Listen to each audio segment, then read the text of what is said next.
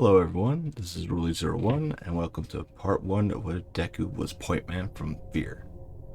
We'll start with our chapter 1, Origins. Our story begins with Alma Wade, a powerful psionic. Alma was able to read people's minds and cause hallucinations, pyrokinesis, telekinesis. Alma was always sensing other people's emotions, especially all the negative ones such as anger and fear, which over time slowly made her become mentally unstable.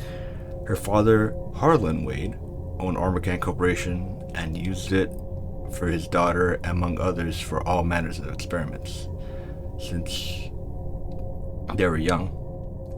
Over the years, Alma was being experimented on. She grew tired of it, purposely failing experiments and even attacking other researchers with her powers.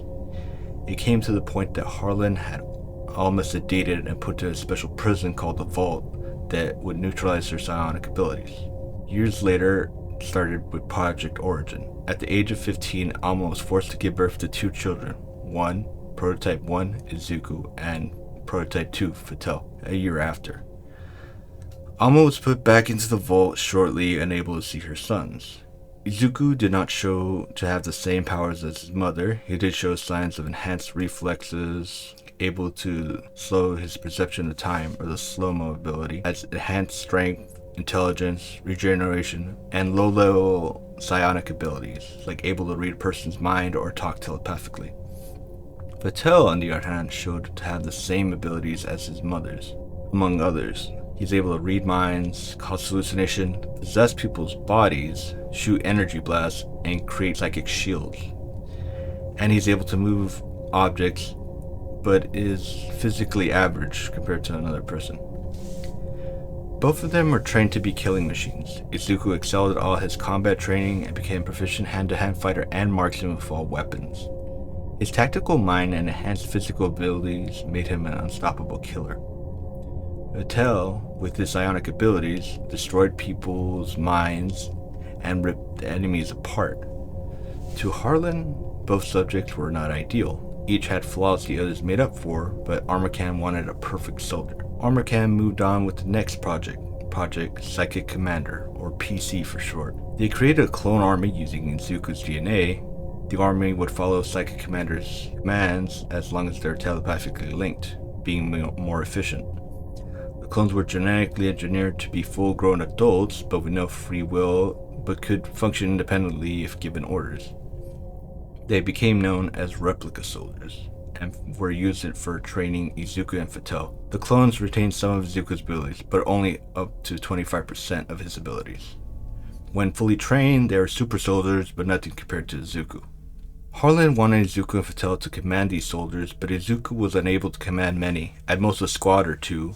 But F.E.A.R, he excelled at it. He was able to control whole platoons.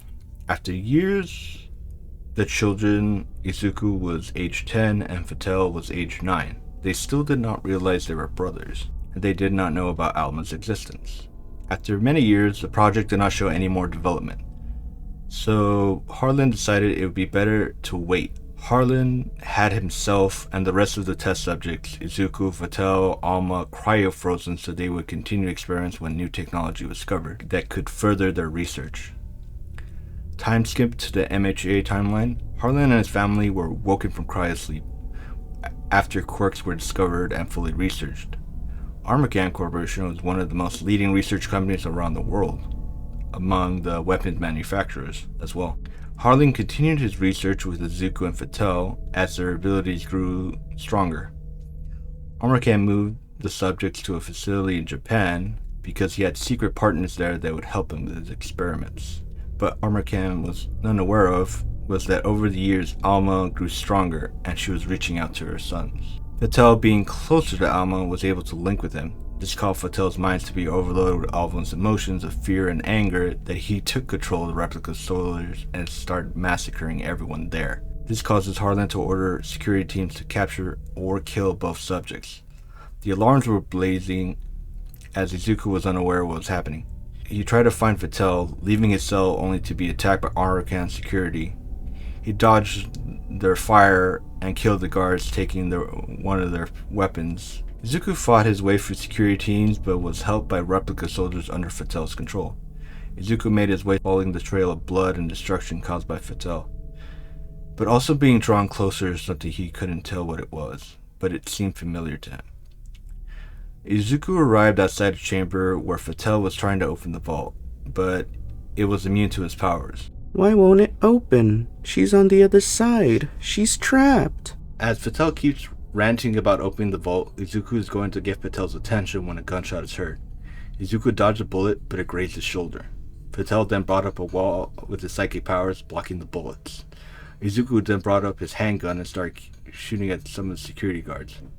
Harlan was watching all this go down from the control room when he noticed that the Army Special Forces were on their way.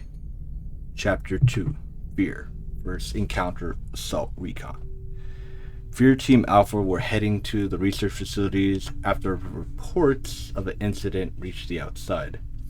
The team were nervous about what they were heading into. According to the reports, an experiment went wrong and it was killing many of the employees. Not to mention that many people with psychic-based quirks around Japan were suddenly unconscious or screaming in pain, and the source was Armageddon. Hisashi Midoriya, rank captain, quirk Fire Breath, was leading the squad, consisted of Spencer Jahansky, rank lieutenant, quirk Lucky Shot, Rowdy Betters, rank corporal, quirk Code Reader, Douglas Holiday, rank sergeant, quirk Fortress, and Inku Midoriya, second lieutenant, medic, quirk Telekinesis. What are we walking into, Cap? Brody says. Hisashi. No idea, Corporal. According to eyewitnesses, report say it's a bloodbath. This made Rowdy a little nervous. Spencer then said, being a little scared, rookie? Then Douglas would say, lay off the new guy. It's his first mission. Spencer then says, it's fine, but if we go and we split up, he's going with you. The two started arguing. Then Inko said, cut it out, both of you. Sorry, ma'am, they both said in unison. Seriously, I feel like I'm taking care of a bunch of children. Now that we're back on topic, our mission is to go in and get a clear picture of the situation. Locate the test subject and wait for backup from the heroes. Spencer then interjected. Really, Cap? We have to wait for the heroes? This is probably something we can handle ourselves. Douglas, keep quiet. Cap is talking. Hisashi. Like I was saying, our main mission is to get info and make a perimeter. We have no idea what's going on inside the facility. Is everyone ready?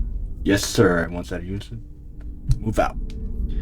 The team repelled from the helicopter and made their way into the Armageddon facility. The alarms were blaring and they could see many dead bodies. Some had bullet wounds, others looked like they attacked each other. They made their way to the security room and saw many cameras were offline. Hisashi, Corporal, get into the system and try to see what you can find. Rowdy, on it, Cap. After a few minutes, Rowdy managed to get in, but what he saw made him throw up. And Spencer reacted to that. What the fuck, man? What's wrong with you? And then he turned to see what was on the cameras, and he was shocked to his core. Everyone else gathered, and they all saw the same thing. People being ripped apart, replica soldiers gunning down researchers. People killed each other with their bare hands or whatever they could get their hands on. It was a complete massacre. Douglas then made a silent prayer. Jesus Christ. Inko, this is awful. What do we do, Hisashi? Hisashi, from the looks of it, we found out what happened here. So the next move is securing the facility. As soon as he said that, the building went on lockdown, and all the exits leading out of the building were blocked. A few moments later, after trying to contact HQ and find a way out, they realized they were trapped inside. Hisashi. Well, it looks like we're cut off from the outside. Spencer. No shit, Cap. The blast doors covering all the exit wasn't a given. Douglas. Do we really need sarcasm? We can clearly see our situation. Rowdy. It's game over, man. It's game over. We're so dead. We're trapped in here with something that's gonna make people insane. It's tearing people apart. Inka walked over and slapped the shit out of him. Get a hold of yourself. We're not gonna die. Get a grip. Rowdy, after regaining his composure, he calmed down. Yes, ma'am. Hisashi. Okay, team, here's the plan. Rowdy, get back into the system and try to find your way out. Inko, Douglas, watch his back. Yes, sir, they said. Spencer and I are going to scout ahead, see if we can find any survivors. Spencer nodded. Yes, sir. As they were about to leave, Inko grabbed Hisashi and placed a kiss on his lips. Come back safe. I promise. And then they went off. Walking down the hall of the facility, they passed a lot of blood and bodies. Spencer. This is crazy, Cap. What are we doing here? Hisashi. No idea. But if I had to guess, Armor Camp was experimenting on something, a new weapon, and they lost control. That makes sense. They are the world's leading experts on quirk research and weapons development, but how can a weapon do this? Maybe it was a person. Spencer then looked at him. You don't mean human experiments? Hisashi nodded. Armor Can had a few allegations of human experimentation back a while back, but none of them stuck. They continued searching for survivors, but found nothing. Then suddenly they heard a sound. They brought up their guns and shined a flashlight, and they saw a person who was drawing symbols on the wall in blood. Hisashi, freeze! Keep your hands up and turn around slowly. The person turned around. Hisashi and Spencer saw what looked like a researcher. They had a lab coat on and an ID, but it was stained with blood, and this person's face was disoriented. You could see glowing red eyes and veins. They stood still for a minute, then the researcher screamed and charged at them. They both opened fire, aiming for non-vital areas. The person was down, but kept crawling towards them, screaming. Hisashi ended the person's misery with a shot to the head. Spencer, that was so messed up. It's like they were possessed. Hisashi, I think you might be right. Let's be more careful. After a few moments, they got a call on comms. Cap, it's Rowdy. I have some good news and some bad news. Hisashi, oh, let's hear it. Rowdy. Well, here's the good news. According to what I can find, the lockdown can be activated at the central control room. Hisashi, and what's the bad news? It's located in the center of this building, and a couple floors down near where the incident all started. Spencer, you have got to be fucking kidding me. Hisashi, alright, everyone let's regroup and head towards the control room. After a few minutes, they gathered around the elevator and headed and rappelled down. Hisashi, remember, be on your guard. See anyone with glowing red eyes or veins, shoot first. Don't hesitate. Everyone not in agreement, and the elevator rang, and they exited the elevator. Hisashi took the lead, and the others followed. They came up with groups of possessed people huddled around a dead body. Rowdy, what are they doing? And Hisashi answered, I think they're using the blood to draw on the walls. Hearing that disturbed the rest of the team. The team tried to go around quietly, but Rowdy accidentally knocked over a trash bin, getting the possessed people's attention. They scream and charge at them. One possessed tackles Rowdy to the ground as he begins to struggle with them. Douglas, grappling one of the possessed, flipped him over, then stomped them in the head.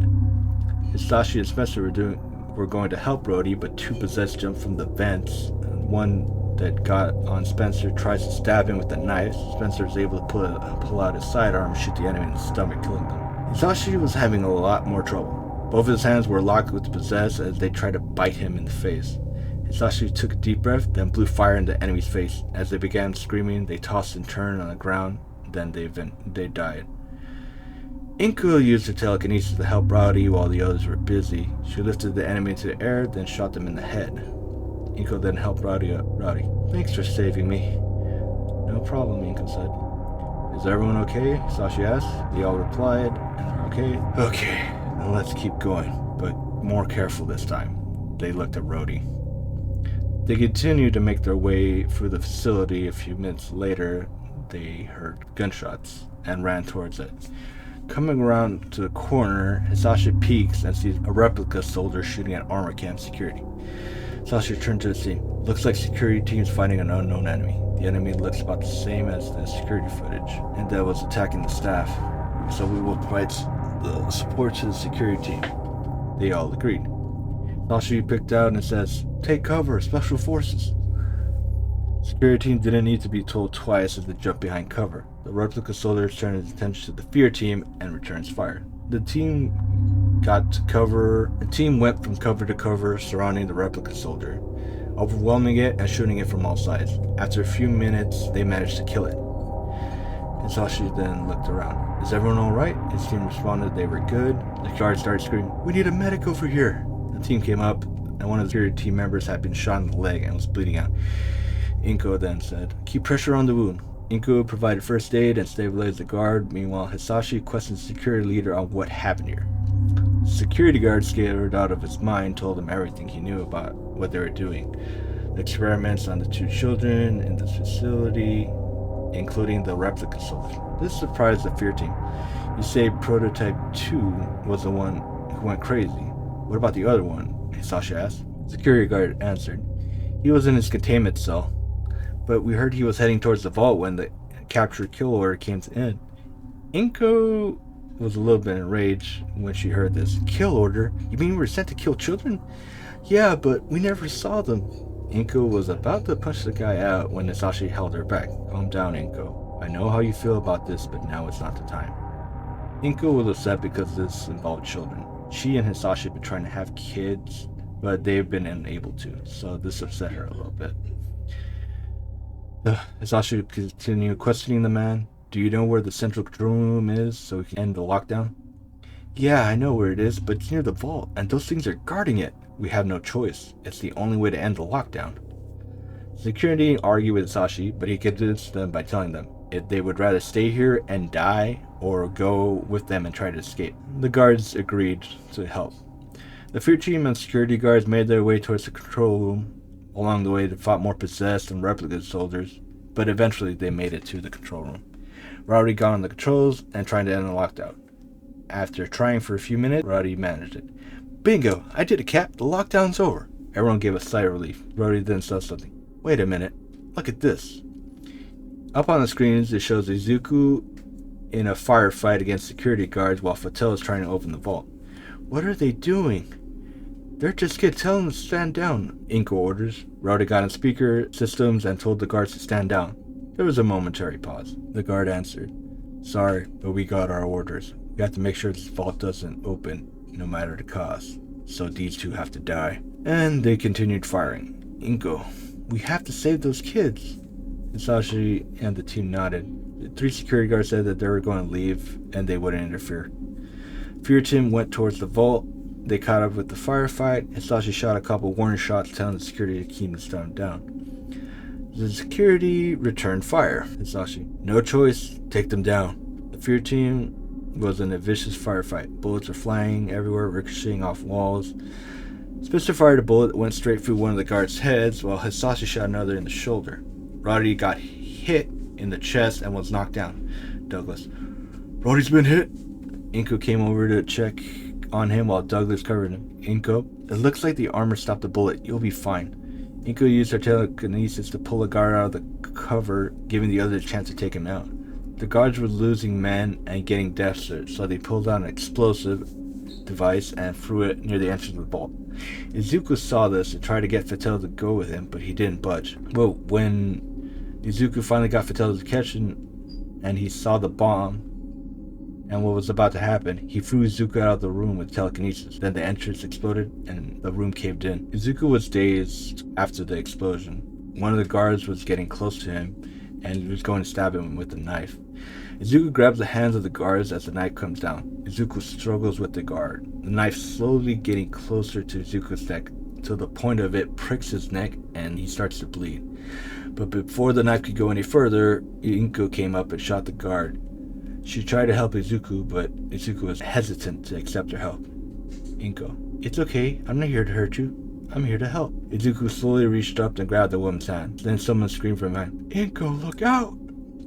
Another guard was walking up with a pistol pointing at them. Izuku, using his slow-mo ability, got up quickly and stood in front of Inko, taking a couple bullets to the chest, and he fell back. Just before the guard was able to keep shooting, Spencer shot him in the back of the head. The team ran over to Izuku and Inko. "Hisashi, are you okay?" Inko says, "I'm fine, but the child's been shot." Inko quickly got to work stabilizing Izuku. Spencer, "Damn, that kid was fast. Did you see him move?" Douglas, "Agreed. He moved fast. He looked like a blur for a moment." Rowdy, "Cap, what's next? The lockdown's over and we got the kid." He was still a little bit winded from the shot to the chest. Hisashi, we get out of this place and report what happened and get that kid some medical attention while the higher-ups decide what to do with this place.